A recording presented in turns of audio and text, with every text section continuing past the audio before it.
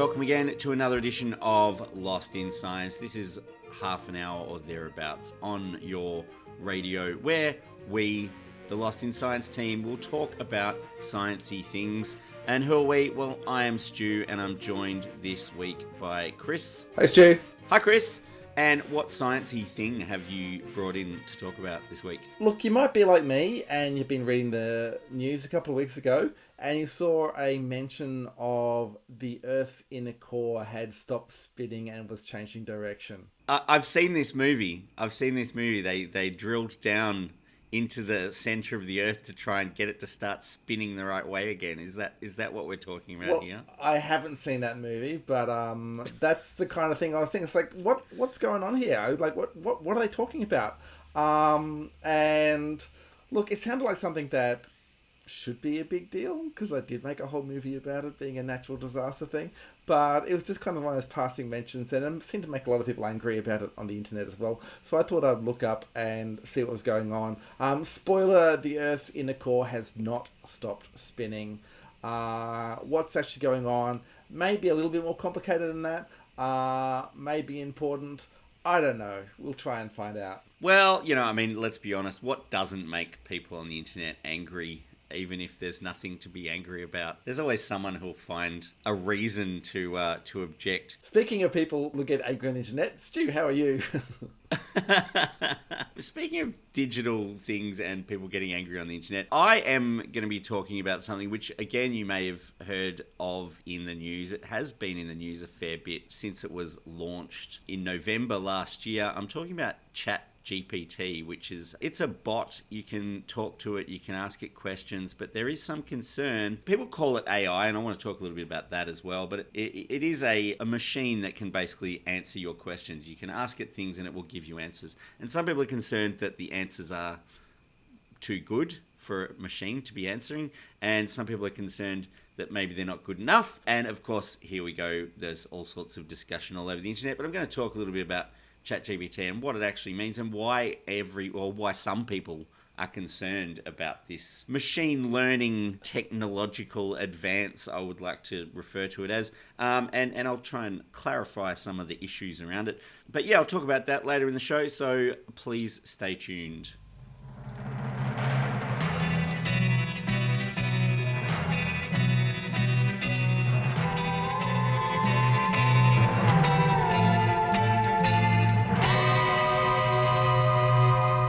Yes, you are listening to Lost in Science. Yeah, I'm talking about this recent story about the Earth's inner core. Now, I wasn't sure I was the right person to really cover this story at first because I've never really been that into like geology and geophysics and things, even though when I was studying physics, it pretty much was made clear that geophysics was the way, it was where the dollars were. Is that because of mining and they need to know where rocks are in the earth and you can dig up the expensive ones? Yeah, pretty much. But also, yeah, I haven't seen, as you mentioned, the major work in this area, which is the movie The Core, in which I believe Aaron Eckhart and Hilary Swank go down to the center of the earth to restart the inner core, which apparently has stopped spinning in that movie, causing all kinds of natural disasters, including apparently like ultraviolet rays to destroy the Golden Gate Bridge. I don't understand how any of that works, but yeah. I think it was explained away as being, it disrupted the magnetic field of the Earth, and that does protect us from various radiation from space. Ultraviolet rays. No, not like that. No, but ultraviolet rays aren't electromagnetic. I mean, it's like they're not charged. They're not going to be affected by the Earth's magnetic field at all. I mean, what are we talking about here? We're talking about box office gold, Chris. Gold. I don't think it did that well. Actually, it wasn't. It was not. It's a hard watch. Put it that way. Yeah, but look, yeah. I mean, it is an important. So that's why this came as a real thing. It sounded like it was fairly important because it sounded like box office gold and a bit of sci-fi nonsense. And I love it when a popular story is fully wrong. Well, not fully wrong, but misinterpreted. But this one, did turn to be a bit more complicated. So look, I'm going to try and get to the bottom of what was going on here, with my limited knowledge of geology as it is. Now, so let's just talk about the structure of the Earth, first of all.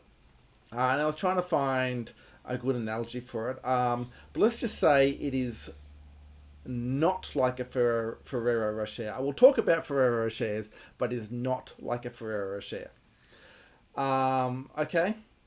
So there's no nuts in it, or there's no chocolatey center, or what's the deal? Oh, no, well, you'll find out. And I should just say, by the way, obviously, when I talk about however it is, whether it is like a Ferrero Rocher or not like a Ferrero Rocher, a lot of this stuff we have knowledge of is indirect. I mean, unlike the movie The Core, we are unable to send a craft down to the middle of the earth to see what's down there. We find indirectly, generally by earthquakes, tracking earthquakes when they go through the earth. So an earthquake happens at one location, we detect the vibrations on the other side of the earth, and we can tell from that, basically we're sending waves through the earth to find out, what the structure is, or deduce what the structure is inside. Plus a lot of other... So we've really only drilled, not that far into the right. earth, so we don't really know what's there beyond a certain depth, which is not very deep, right? Look, we know some stuff. We know some stuff about the first bit that you find under the earth. So as you might know, there's a thin crust on top of the earth, and there is then the mantle, which is like the bulk of the earth. This is like your Ferrero Rocher, where you have like a thin chocolatey crust, and then you have like this kind of hazelnutty chocolate cream beneath it, right? Mm-hmm. And that basically is the mantle. Although according to NASA, its consistency is a bit more like caramel than hazelnut cream. They didn't use hazelnut cream as an analogy; they used caramel. So it's more like one of those Lindt balls, maybe. Maybe caramel. No, they don't have caramel. It. They don't have caramel in them. Or is it more like a cream egg? I don't know. There's so many things. But the point is that it's not okay. One interesting thing about the mantle is we think of it just being all this molten rock, but it's not actually molten. It is pretty much solid. It behaves more like a fluid over geological timescales, which are very long. So it can kind of flow very slowly, but it's not like lava is like melted rock. The mantle is not molten rock generally. That's just want to make that clear. But that is most of the earth is this big bit of mantle. Now, in your Ferrero Rocher, you have then a hazelnut at the center. And in a similar way, the earth has a core. But the difference there is that earth has an inner core and an outer core. So the inner core is what we're talking about in this story for the main part. It is believed to be solid metal. Iron and nickel is what is the current theory that it's made out of. And the outer core is liquid metal, liquid iron and nickel. Because it is so hot down there that, the metals have melted. But the pressure causes them to, solidify at the very center. So it'd be like if Ferrero Rocher had like a liqueur bit around the hazelnut, and so the hazelnut was kind of floating in this liqueur. See, I told you the earth is not like a Ferrero Rocher. I made that clear going in. It's not a perfect analogy, but you can picture the layers to some extent. Yeah, so there's multiple layers. Yeah, so like I said, the outer core is liquid, and it's believed that convection currents of these metals is what drives the Earth's magnetic field. Now, but the inner core is what we're talking about. The inner core is this solid ball of metal, essentially. And it was really first discovered, I guess you'd call it, or hypothesized in 1936, again detected via earthquakes. But then, I guess more recently, some scientists had found that the speed of rotation of the inner core was different to that of the rest of the Earth. They detect this by seeing the speed, I guess, between the detection of earthquakes on different sides of the Earth and finding that was changing. That time was changing, and so that they were able to work out that the inner core was doing something different to the rest of the Earth. These are some scientists from Peking University or Beijing. I think it's called Peking University. I have to look that up. But they published that in the 1990s. Those same scientists have been looking at more data since then, and they've been trying to work out exactly what is going on. And this is where this latest research published earlier in 2023 has found is that the rate that the inner core is rotating does actually change. Now, I guess what we're talking about here, though, we're talking about its rate relative to the rest of the Earth. So it is still rotating. Let me be clear on that. The inner core is still rotating. We're not looking at the core situation. But initially it was rotating faster initially it was rotating faster than the rest of the Earth, about a tenth of a degree per year faster. And now what they're working out is that it seems to have slowed down, and now is perhaps starting to go slower than the rest of the Earth. So relative to the rest of the Earth, it's spinning in the opposite direction. This is where the headlines have come from. The Earth's inner core stopped spinning, is now going to change direction. That's only relative to the rest of the Earth. And right. We're only talking like fractions of a degree per year. That is the difference of rotation. But it still matters because, again, this is like a solid ball of metal floating in a liqueur, creamy fluid. And it's believed that the changes perhaps could be to do with the electromagnetic fields generated by the outer core's convection currents, or things, same thing that gives us our magnetic field. But at the same time, you've got that massive mantle of rock, of solid rock basically, that has pulling on it gravitationally, and so is tending to make it kind of align with the mantle's rotation. So it's sort of being pulled around and moved around in other ways. And that can have effects. Obviously, if one part of the Earth is rotating differently to another part of the Earth, then you will get changes perhaps in the overall rotation, perhaps to the length of the day will change, or that we see on the surface. It could also have changes in the Earth's magnetic field. So it does have real consequences, just not quite as apocalyptic as in Hollywood movies. But like, it should be clear here too that not everyone agrees on this. So these scientists have using data from places around the world. They're primarily looking at, I think it was the South Sandwich Islands in the Indian Ocean and some islands up near Alaska.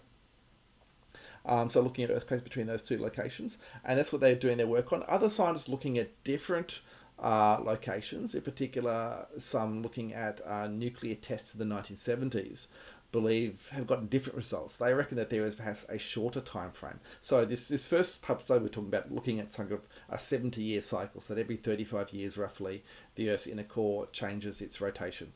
Others people are saying it could be like a 6-year cycle.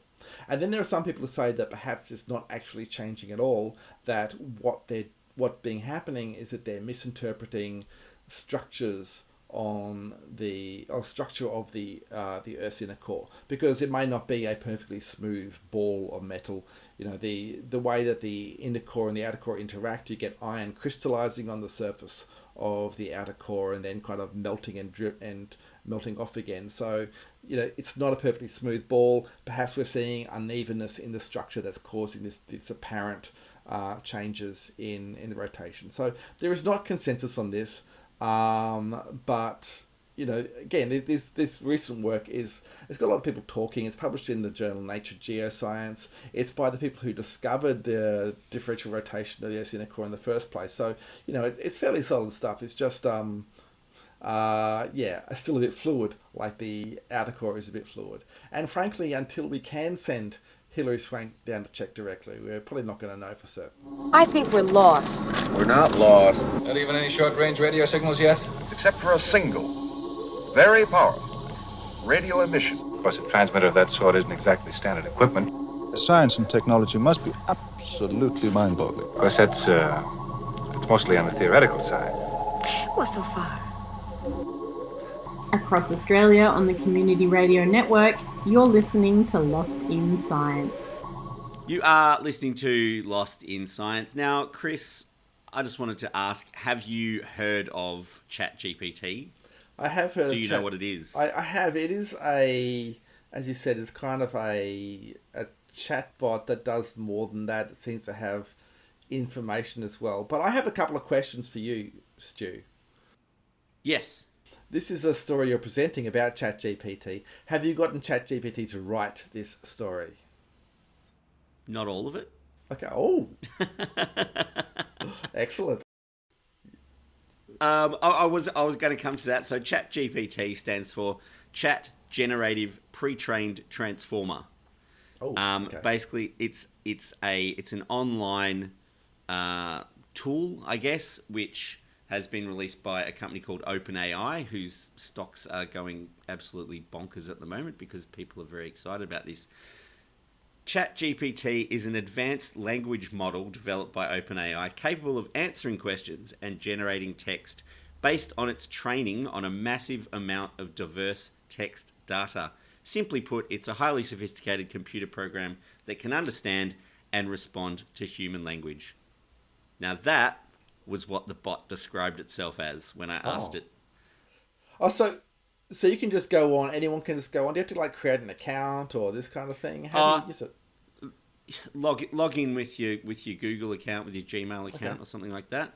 It basically checks that your computer is secure. I don't know what that means to the bot, but it checks that your computer is secure, and you can just go in and put in any question.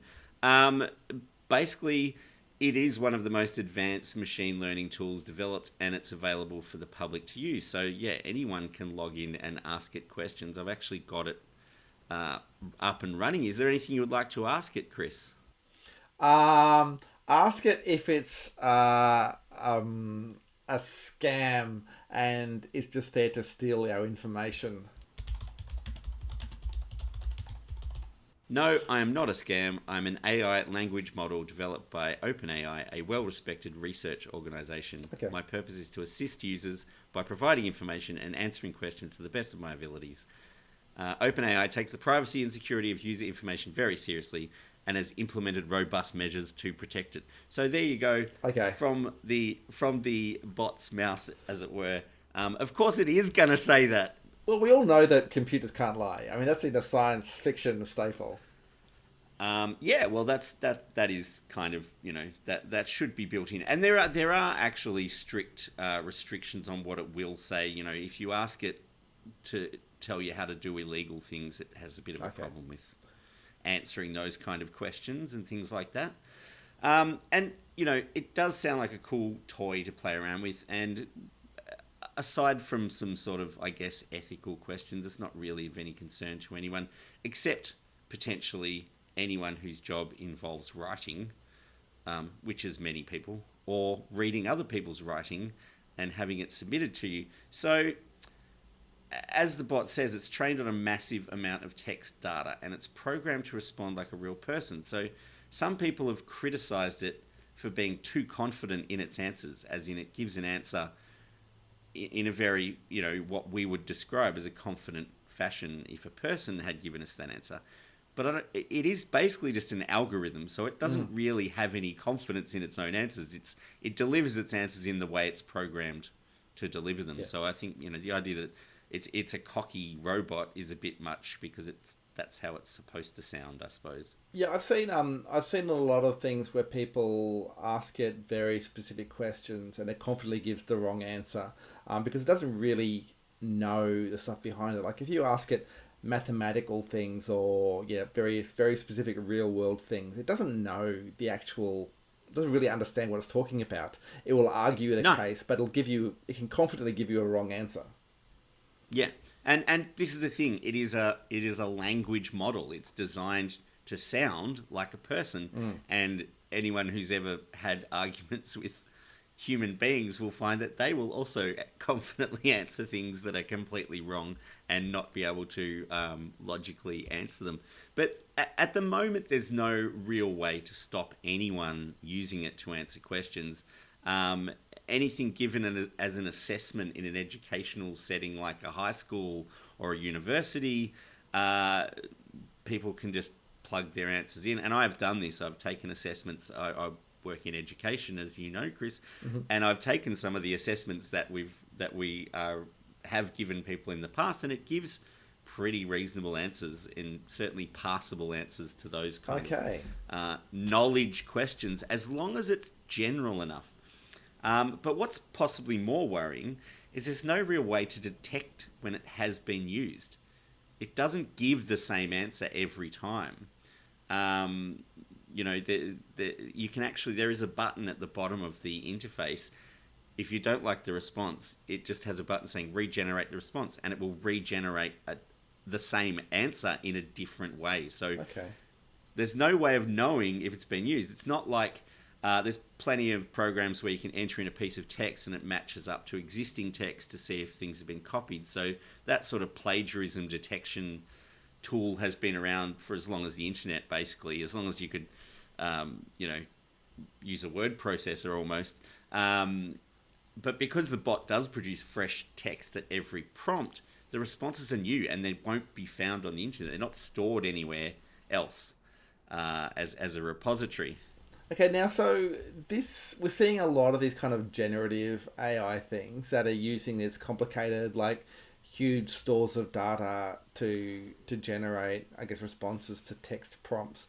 But like another thing that AI has proved itself to be good at is, I guess, looking for patterns and things and finding things that humans may not notice. So could you potentially get another AI to analyze ChatGPT's responses and work out its kind of pattern and be able to, could an AI basically tell the difference between this one, ChatGPT, and a human? Is there perhaps some hidden patterns in the language, perhaps? Potentially, but someone did launch a ChatGPT detector recently, but they plugged threw some Shakespeare at it, and it claimed that was written by the chatbot. So again, their algorithms are going to have to be equal to these algorithms to figure out if there are those patterns there. So it's an interesting idea. But for simple knowledge questions and general knowledge, it can come up with reasonable answers. Certainly answers that would be passable in primary school and in high school. Queensland high schools have banned the use of ChatGPT, and so have high schools in New South Wales, but certain private schools haven't. So it's kind of, there's no sort of overarching ruling on that sort of thing. They have shown that it can give passable answers in an MBA assessment for a Masters of Business Administration. Some people might argue, how hard can it be? But, it's still a qualification that is being given out by universities and that sort of thing.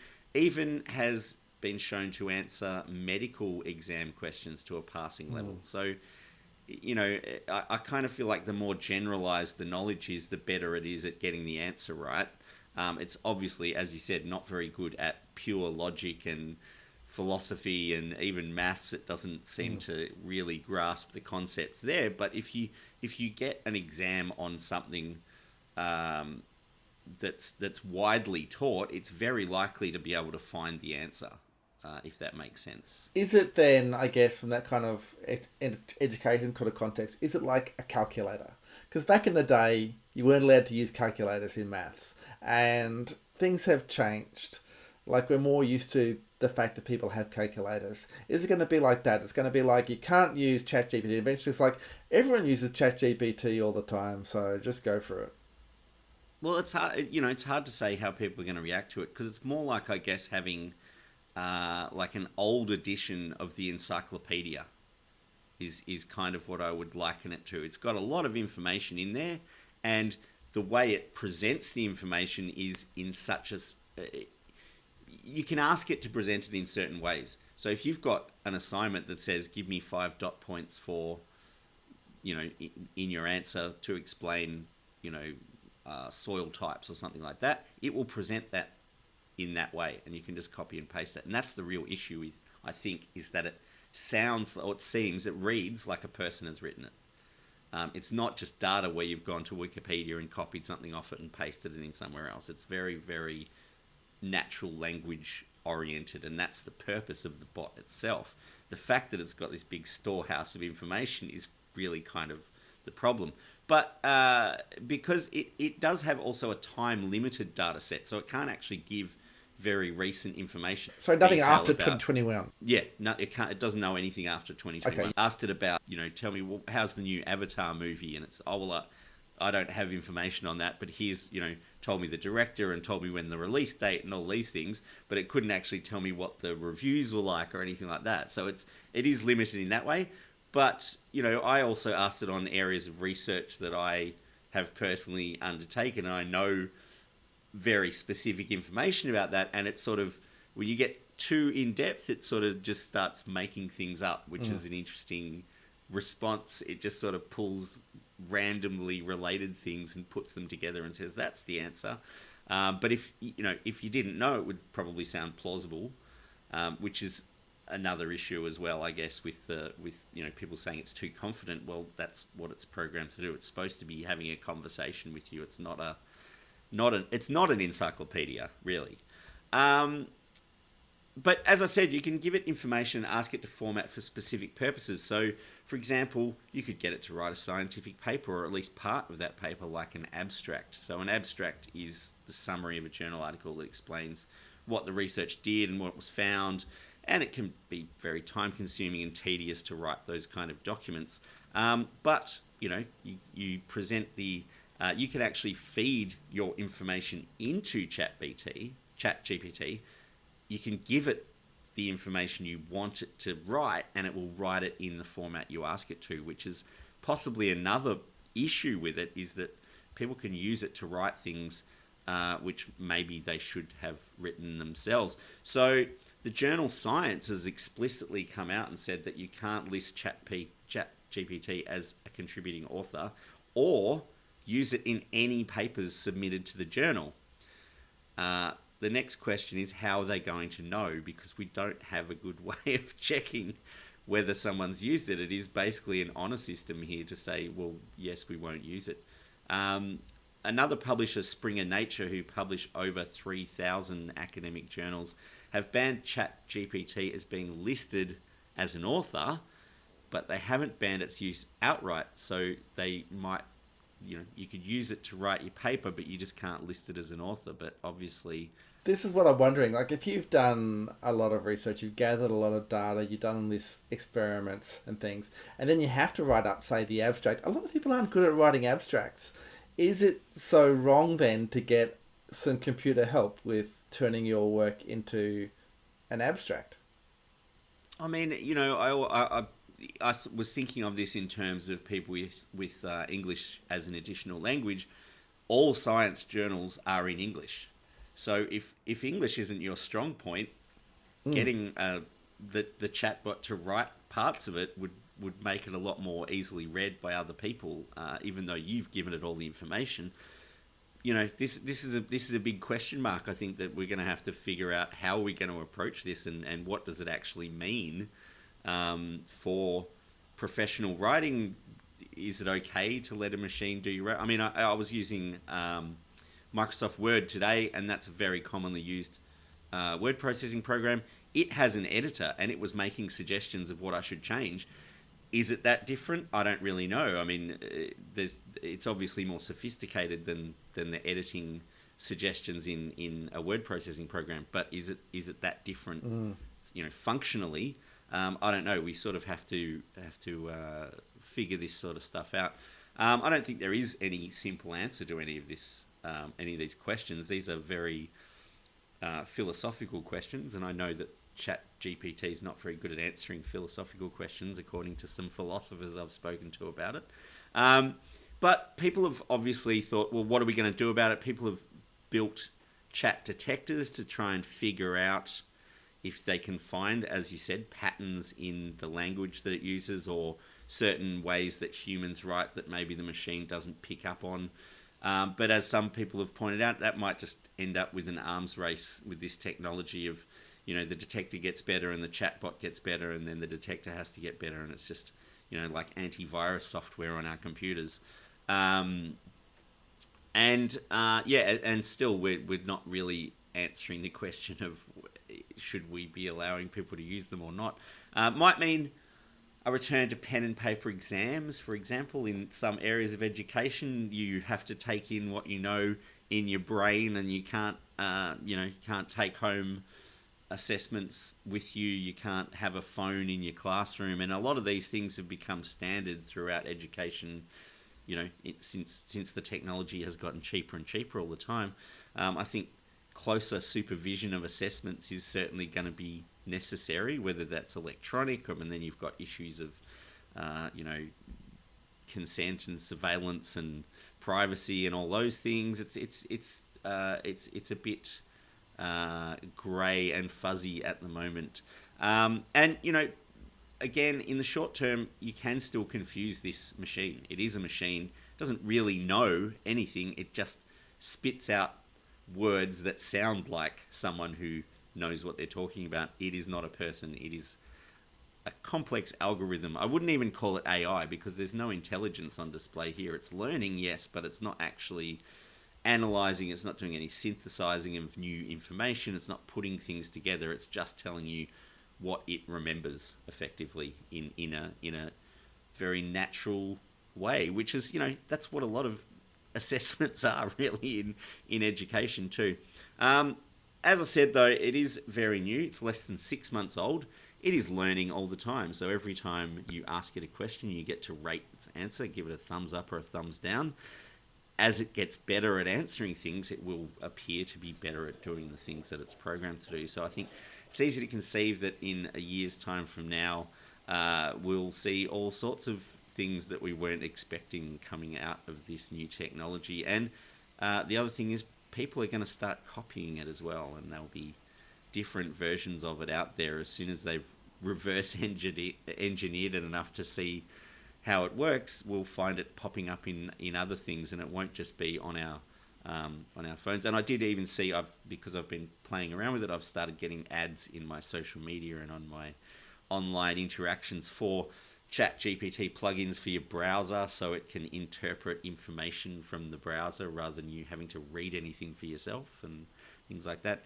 I think it's a huge leap in technology, and it's going to have a wide-reaching effect on. Well, science obviously has already picked up that this is possibly a huge problem, or maybe it's going to be something that we'll just eventually take for granted and use it just as we would send an SMS on our phone. I don't really know. We'll just have to strap in and see what happens.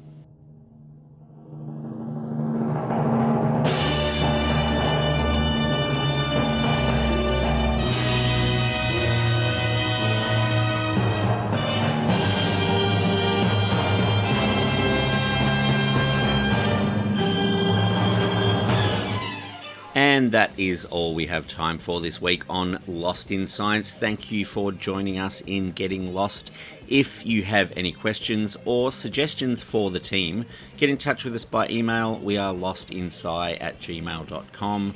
You can send cheap tweets to us at lostinscience1 on Twitter, or you can find us on the ubiquitous Facebook.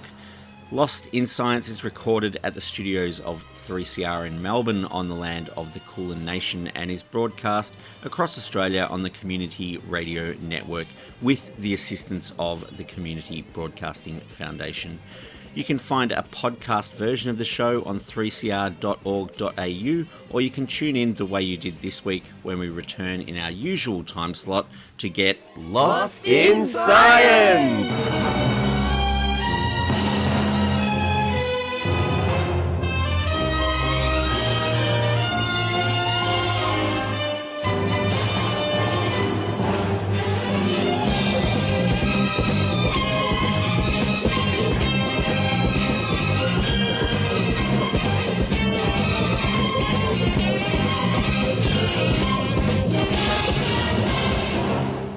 Thanks for listening to a 3CR podcast. 3CR is an independent community radio station based in Melbourne, Australia. We need your financial support to keep going. Go to www.3cr.org.au for more information and to donate online.